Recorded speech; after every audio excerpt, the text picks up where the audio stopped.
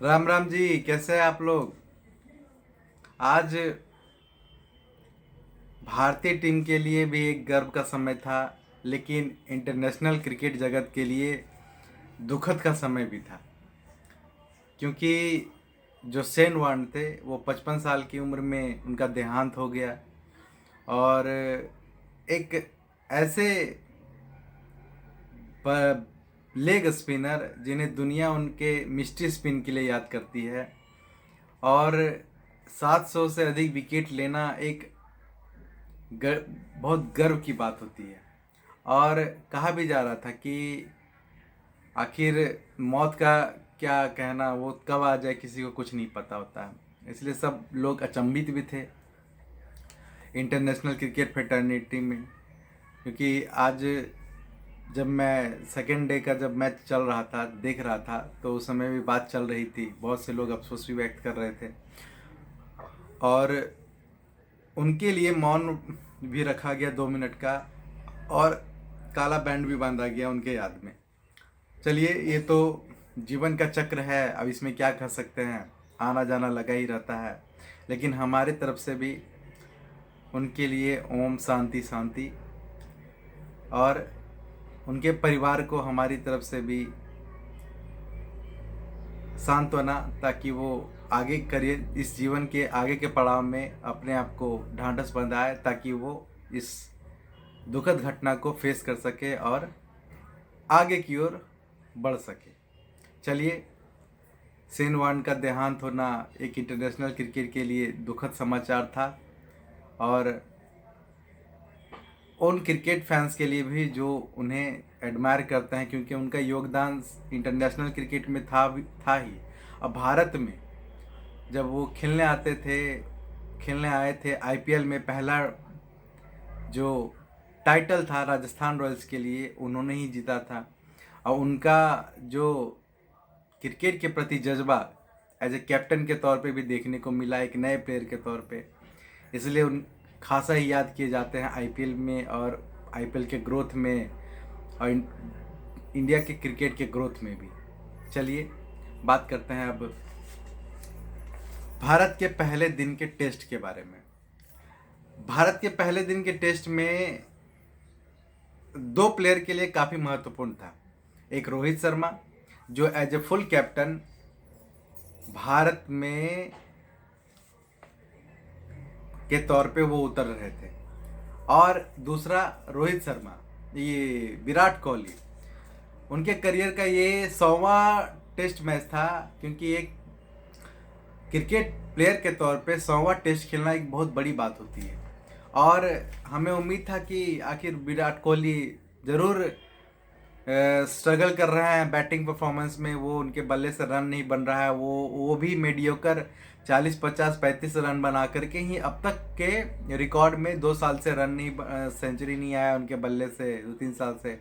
और उनके बल्ले से भी कुछ खासा रन नहीं आ रहा है। उम्मीद था कि कल वो कुछ उनके स्पेशल डे पे कुछ अच्छा बल्ले से रन देखने को मिलेगा, ताकि इस डे को वो मेमोरेबल के तौर पे याद किया जाए। लेकिन ऐसा नहीं हुआ कि विराट कोहली 45 रन बना करके ही वो आउट हो गए। लेकिन चलिए, लेकिन भारत के लिए, विराट कोहली के लिए एक अच्छा दिन था कि वो ज़्यादा नहीं कुछ कर पाए, लेकिन भारतीय टीम के लिए एक अच्छा दिन रहा। क्योंकि जब भारतीय टीम के तरफ से मयंक और रोहित जब बैटिंग करने के लिए आए, तो मयंक ने 33 रन बनाए और रोहित ने 29 रन बनाए, और एक सधी हुई ओपनिंग बल्लेबाजी 50 रन की हो चुकी थी। और इसी के साथ जब रोहित 29 रन बना करके आउट हो गए, तो किसी तरह भारतीय टीम थर्ड राउंड में हनुमा विहारी और श्रेयस अय्यर को मौका मिला हुआ था। क्योंकि जब नई टीम का जब सिलेक्शन हुआ था, तो रहाणे और चेतेश्वर पुजारा को ड्रॉप किया गया था, और उनके जगह पे नए प्लेयर को मौका दिया गया। जो पहले नीचे बैटिंग कर रहे थे उन्हें ऊपर बुलाया गया, और उसी क्रम में हनुमा विहारी को थर्ड राउंड में उतारा गया चेतेश्वर पुजारा की जगह पे, और श्रेयस अय्यर को रहाणे के जगह पे उतारा गया और उन्होंने निराश भी नहीं किया। हनुमा विहारी जब ओपनिंग बैट्समैन आउट होकर के चले गए तो हनुमा विहारी 58 रन पे खेल रहे थे और लंच आते आते 109 पे 2 विकेट गिर चुका था भारतीय टीम का, क्योंकि दोनों ओपनर बल्लेबाज आउट होकर के चले गए थे और उस समय हनुमा विहारी और विराट कोहली बल्लेबाजी कर रहे थे। और लेकिन जब लंच समाप्त हो गया, लंच के बाद जब बैट्समैन आए तो 2 विकेट का लॉस हो चुका था, तो उन्होंने भी निराश किया और कुछ देर तक पार्टनरशिप को बनाए रखा, क्योंकि पार्टनरशिप बनाना बहुत ही इंपॉर्टेंट होगा। आप T20 की तरह बल्लेबाजी आप टेस्ट में नहीं कर सकते हैं। और वही हुआ भी कि जरूर विराट कोहली 45 रन ही बनाए, लेकिन उन्होंने हनुमा विहारी के साथ एक क्रूशियल पार्टनरशिप बनाया ताकि आने वाले जो प्लेयर हैं उन्हें मौका मिल सके कुछ बैटिंग करने के लिए। लेकिन जब टी आया तो उस समय 199 पे 4 विकेट गिर चुके थे, क्योंकि लंच तक 2 विकेट गिरा था, लेकिन टी आते आते कोहली और श्रेयस अय्यर 27 रन बना करके आउट होकर के जा चुके थे। और 199 पे 4 विकेट गिरना, उस समय हनुमा विहारी 58 रन पे खेल रहे थे। और लेकिन जब वो टी के बाद आए तो भारतीय टीम एक जरूर टेस्ट में 200 पे 4 विकेट टी पे होना अच्छी बात है, लेकिन ज़रूर निराश भी होगी कि आखिर आप अगर स्टार्ट आपको मिल रहा है तो आप उसे कन्वर्ट क्यों नहीं कर पा रहे। और यही सब जो बल्लेबाजी कर रहे होंगे वो भी सोच रहे होंगे, लेकिन जो भारतीय टीम की लोअर क्रम में बल्लेबाजी क्रम थी उन्होंने भी निराश नहीं किया। और पंत और रविंद्र जडेजा जब बैटिंग करने के लिए आए तो पंत और रविंद्र जडेजा शुरुआती में सधी हुई बल्लेबाजी की। जब पार्टनरशिप 50 रन की हो चुकी थी, उन्होंने जब ऋषभ पंत का 50 रन हो गया तो ऋषभ पंत ने 50 के बाद अपनी हिटिंग कैपेबिलिटी दिखाई और छक्के पे छक्के चौके पे चौके मार रहे थे।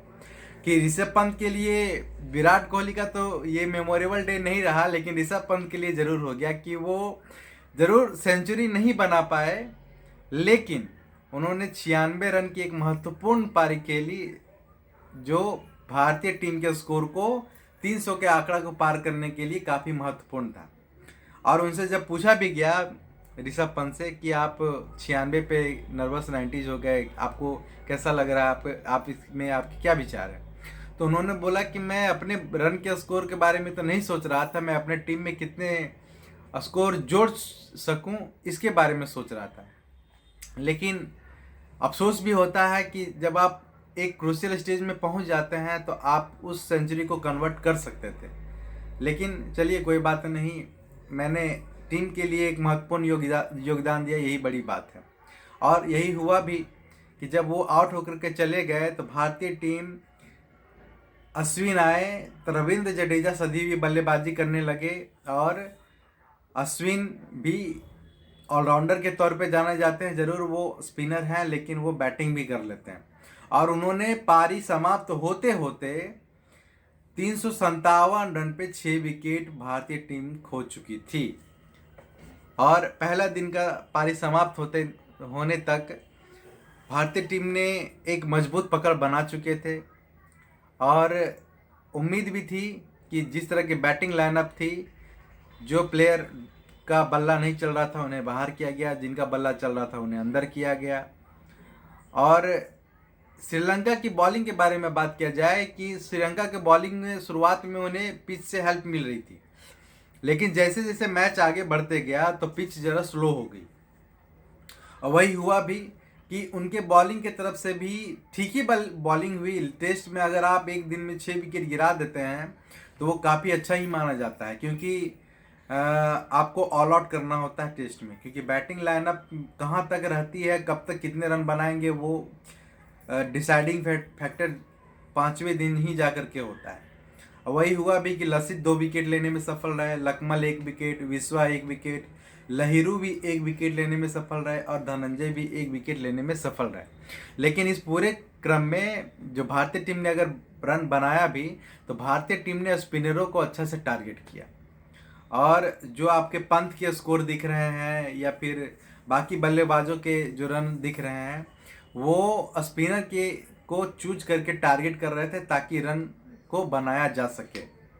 और भारतीय टीम पहले दिन श्रीलंका की बॉलिंग लाइनअप पे हावी रही और जो भारतीय टीम है 357 पे 6 विकेट खो करके बनाने में सफल रही। अब यहाँ से हमें उम्मीद लगता है कि भारतीय टीम जब कल आएगी दूसरे दिन भी, तो रविंद्र जडेजा और अश्विन एक पार्टनरशिप जरूर करना चाहेंगे। अगर रविंद्र जडेजा जिस तरह से खेल रहे हैं T20 में भी, उनकी अगर वही फॉर्म में रहते हैं तो वो सेंचुरी भी मार सकते हैं दूसरे दिन। और उम्मीद है कि भारतीय टीम 450 रन का स्कोर बनाना चाहेगी ताकि श्रीलंका के टीम पे वो प्रेशर बना सके और भारतीय बॉलर भी खुल के बॉलिंग कर सके ताकि विकेट भी ले सके और एक स्कोर भी भारतीय क्रम को सेकेंड इनिंग में करने को फिर से मिले। चलिए, हमारा एनालिसिस आपको कैसा लगा आप हमें ज़रूर बताएं और हमारे चैनल को लाइक सब्सक्राइब जरूर करें। धन्यवाद।